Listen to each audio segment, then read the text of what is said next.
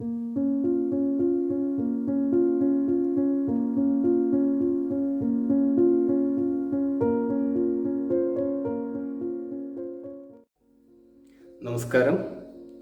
+2 ബോട്ടണിയുടെ 11ാമത്തെ ചാപ്റ്ററായ biotechnology principles and പ്രോസസ്സസിൻ്റെ 5ാമത്തെയും അവസാനത്തെയുമായ പാർട്ടിലേക്ക് എല്ലാവർക്കും സ്വാഗതം. 1 മുതൽ 4 വരെയുള്ള പാർട്ടിൽ നാം പഠിച്ചത് റീകോംബിനന്റ് DNA ടെക്നോളജിയുടെ വിവിധ ടൂൾസിനെ കുറിച്ചാണ്. ഇവയെല്ലാം കോർത്തിണക്കിക്കൊണ്ടുള്ള റീകോംബിനന്റ് DNA ടെക്നോളജിയുടെ പ്രോസസ്സ് അഥവാ റീകോംബിനന്റ് DNA ടെക്നോളജി എങ്ങനെയാണ് ചെയ്യുന്നത് എന്നാണ് ഈ ഒരു പാർട്ടിൽ നാം പഠിക്കുന്നത്. നമുക്ക് ക്ലാസ്സിലേക്ക് പോവാം. 7 വിവിധ ഘട്ടങ്ങളിലൂടെയാണ് process of recombinant DNA technology കടന്നുപോകുന്നത്. 1. ഐസൊലേഷൻ ഓഫ് DNA, അതായത് ജീവികളിൽ നിന്നും DNA വേർതിരിച്ചെടുക്കുക. 2. Cutting of DNA at specific locations, DNAയെ പല കഷ്ണങ്ങളായി മുറിക്കുക. 3. Amplification of gene of interest using PCR, cut ചെയ്തെടുത്ത കഷ്ണങ്ങളിൽ നിന്നും നമുക്കാവശ്യമുള്ള ജീൻ ഓഫ് ഇൻട്രസ്റ്റ് കണ്ടെത്തി PCR ഉപയോഗിച്ച് അത് മൾട്ടിപ്ലൈ ചെയ്യുക.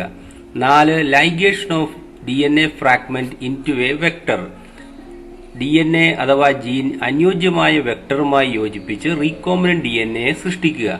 5. Insertion of recombinant DNA into the host cell, ഒരു ഹോസ്റ്റിനെ കണ്ടെത്തി റീകോംബിനന്റ് DNA അതിനുള്ളിലേക്ക് കടത്തിവിടുക. 6. ഒബ്റ്റെയിനിങ് ഫോറിൻ ജീൻ പ്രൊഡക്റ്റ്, ഹോസ്റ്റിന് അനുകൂല സാഹചര്യങ്ങളിൽ വളരാൻ സാഹചര്യം ഒരുക്കിക്കൊടുത്ത് ഉൽപ്പന്നങ്ങൾ സൃഷ്ടിക്കുക. 7. ഡൗൺ സ്ട്രീം പ്രോസസ്സിംഗ്, ഉൽപ്പന്നങ്ങൾ മാർക്കറ്റിംഗിന് അനുയോജ്യമായ രീതിയിൽ തയ്യാറാക്കുക. ഇതിൽ ആദ്യ ഘട്ടമാണ് ഐസൊലേഷൻ ഓഫ് DNA, അതായത് ജീവികളിൽ നിന്നും DNA വേർതിരിക്കുന്ന ഘട്ടം. DNA needs to be in pure form, free from other macromolecules. Recombinant DNA technology ചെയ്യുന്നതിന് DNA ശുദ്ധമായ രൂപത്തിൽ വേർതിരിച്ചെടുക്കേണ്ടത് അത്യാവശ്യമാണ്. DNA is enclosed within membranes along with other macromolecules such as RNA, proteins, polysaccharides and lipids. നിങ്ങൾക്കറിയാം, ഒരു സെല്ലിൽ DNA മെംബ്രെയിനുകൾക്കുള്ളിലാണ് കാണപ്പെടുന്നത്.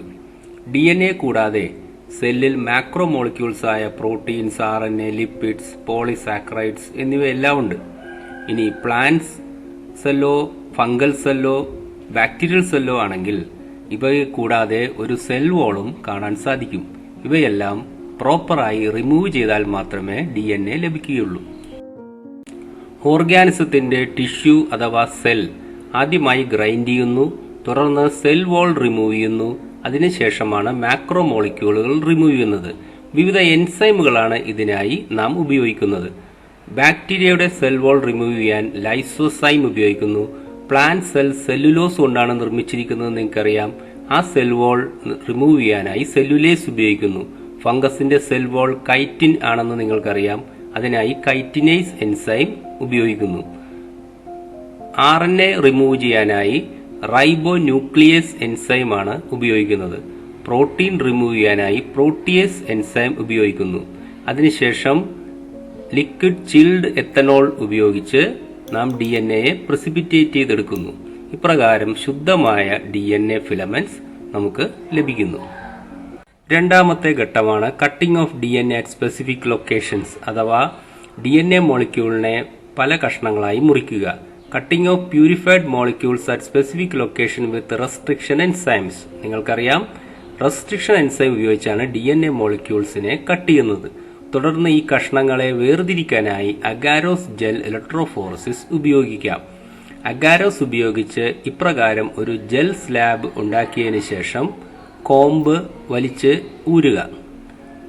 തുടർന്ന് opposite പോൾസിലെ അല്പം ജെൽ ഒരു സ്കാൽപ്പൽ ഉപയോഗിച്ച് റിമൂവ് ചെയ്യുക. അവിടെ ഒരു ഇലക്ട്രോഡ് ഘടിപ്പിച്ചതിന് ശേഷം അതിന്റെ വയറുകൾ ബാറ്ററിയുമായി കണക്ട് ചെയ്യുക.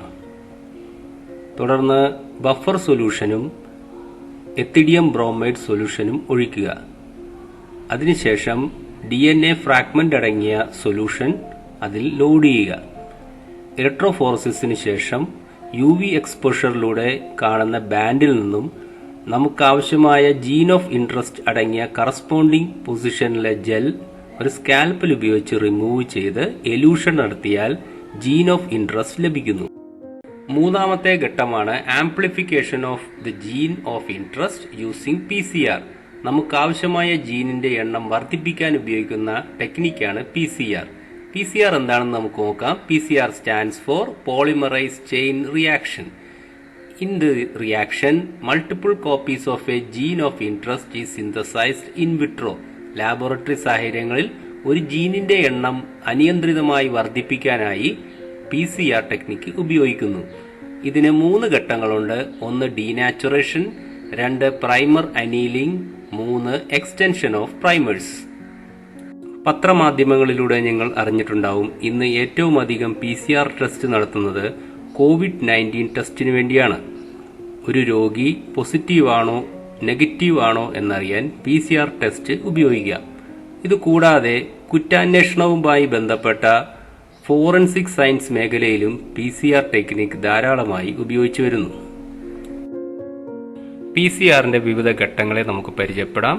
ഒന്നാമതായി denaturation, high temperature induced denaturation of double stranded DNA to single strands. നിങ്ങൾക്കറിയാം, DNA തന്മാത്രകൾ ഇരട്ട ഇഴകളുള്ളതാണ്. അതിനെ ഉയർന്ന താപനിലയിൽ ഡീനാച്ചുർ ചെയ്ത് 2 സിംഗിൾ സ്ട്രാൻഡുകളുള്ളതാക്കി മാറ്റുന്നു.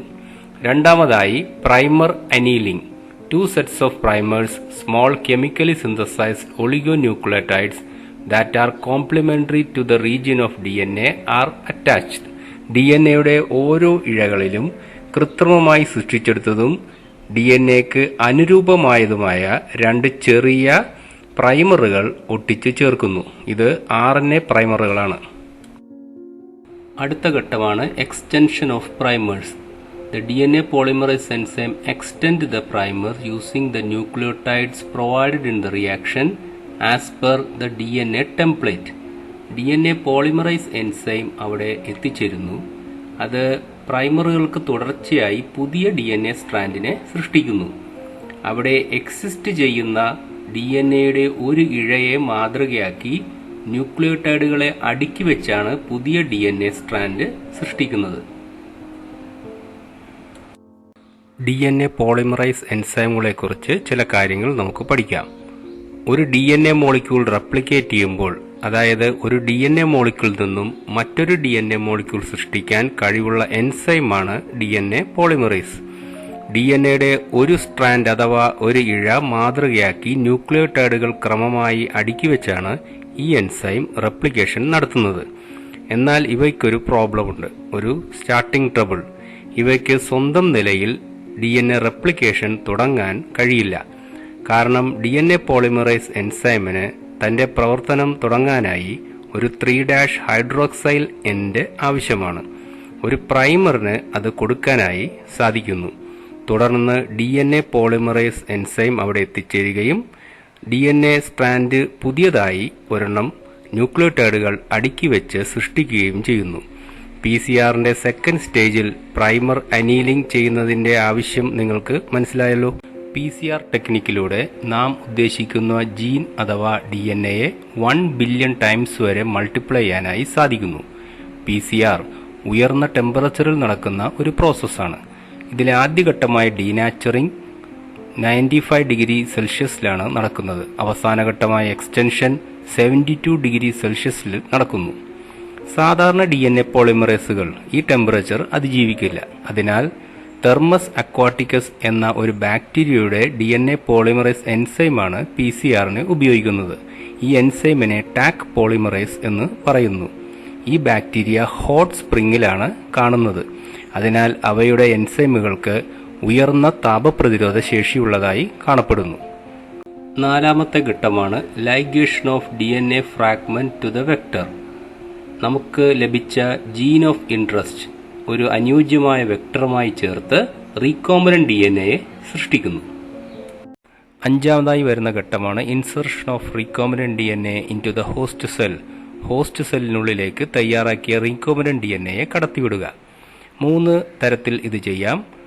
പാത്തജൻസിനെ ഡിസാംഡ് ആക്കി അതിലൂടെ കടത്തിവിടാം, അല്ലെങ്കിൽ ഹോസ്റ്റുകളെ കോമ്പിറ്റന്റ് ആക്കി അത് ചെയ്യാം, അല്ലെങ്കിൽ മെക്കാനിക്കൽ മെത്തേഡ്സ് ഉപയോഗിക്കാം. ബാക്ടീരിയകളെ കോമ്പിറ്റന്റ് ആക്കിയാണ് റീകോംബിനന്റ് DNAയെ കടത്തിവിടുന്നത്. അതിനായി ബാക്ടീരിയകളെ തന്റെ ചുറ്റുപാടിൽ നിന്നും DNA ആക്സെപ്റ്റ് ചെയ്യാൻ പ്രാപ്തമാക്കുന്നു അഥവാ കോമ്പീറ്റന്റ് ആക്കുന്നു. ഇതിനായി അവയെ ഡൈവാലന്റ് കാറ്റയോണായ കാൽസ്യം ഉപയോഗിച്ച് ട്രീറ്റ് ചെയ്യുന്നു. തുടർന്ന് സെൽ വാൾ പെർമിയബിളായി റീകോമിനന്റ് DNA അകത്ത് കയറിപ്പറ്റുന്നു. ഇത്തരം ട്രീറ്റ്മെന്റുകളിലൂടെ എല്ലാ ബാക്ടീരിയകളും റീകോമിനന്റ് DNA ആക്സെപ്റ്റ് ചെയ്യണമെന്നില്ല. ചില ബാക്ടീരിയകൾ ആക്സെപ്റ്റ് ചെയ്യുന്നു. അവയെ നമ്മൾ ട്രാൻസ്ഫോമൻസ് എന്ന് വിളിക്കുന്നു. ആക്സെപ്റ്റ് ചെയ്യാത്തവയെ നോൺ ട്രാൻസ്ഫോമൻസ് എന്നാണ് വിളിക്കുന്നത്. നമുക്ക് വേണ്ടത് ട്രാൻസ്ഫോമന്റ് ആയ ബാക്ടീരിയകളെയാണെന്ന് നിങ്ങൾക്കറിയാമല്ലോ. ഇതിനായി നോൺ ട്രാൻസ്ഫോമന്റ് ബാക്ടീരിയകളെ റിമൂവ് ചെയ്യേണ്ടത് അത്യാവശ്യമാണ്. ഇതിനായി ട്രാൻസ്ഫോമൻസിൽ ഉള്ള റീകോമിനന്റ് DNAയുടെ ഭാഗമായുള്ള ആംബിസിലിൻ റെസിസ്റ്റന്റ് ജീൻ നമ്മളെ സഹായിക്കുന്നു. ട്രാൻസ്ഫോമൻസും നോൺ ട്രാൻസ്ഫോമൻസും ഉള്ള മീഡിയം ആംബിസിലിൻ ചേർത്ത ഒരു അഗാർ പ്ലേറ്റിലേക്ക് ഒഴിക്കുന്നു. ട്രാൻസ്ഫോമൻസിന് ആംബിസിലിൻ റെസിസ്റ്റന്റ് ജീൻ ഉള്ളതിനാൽ അവ ഈ ആന്റിബയോട്ടിക്കിനെ അതിജീവിക്കുന്നു. എന്നാൽ നോൺ ട്രാൻസ്ഫോമന്റ് ബാക്ടീരിയകൾക്ക് റെസിസ്റ്റൻസ് ഇല്ലാത്തതിനാൽ അവ ചത്തൊടുങ്ങുന്നു. ഈ ഒരു കാരണം കൊണ്ട് ആംബിസിലിൻ റെസിസ്റ്റന്റ് ജീനിനെ ഒരു സെലക്റ്റബിൾ മാർക്കർ എന്ന് നമുക്ക് വിളിക്കാം. ആറാമത്തെ ഘട്ടമാണ് obtaining the foreign gene product. ജനിതകമാറ്റം വരുത്തിയ ജീവിയുടെ പ്രവർത്തനം മൂലം പ്രോഡക്ട്സ് ഉണ്ടാകുന്ന ഒരു സ്റ്റേജാണ് ഇത്. The ultimate aim of recombinant DNA technology is to produce desirable protein. The foreign gene get expressed under appropriate conditions.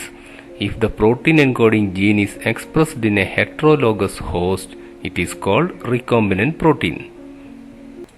Recombinant DNA ടെക്നോളജിയുടെ ആത്യന്തിക ലക്ഷ്യം ഒരു റീകോമ്പിനന്റ് പ്രോട്ടീനാണ്. ആ പ്രോട്ടീൻ ഉൽപ്പാദിപ്പിക്കാൻ കേപ്പബിളായ ഒരു ജീൻ നമ്മൾ സെലക്ട് ചെയ്തു, അതിനൊരു ഹോസ്റ്റിൽ വെച്ചുപിടിപ്പിച്ചു. എന്നാൽ ഇത്രയും കൊണ്ട് നമുക്ക് ആ പ്രോഡക്റ്റ് കിട്ടുന്നില്ല.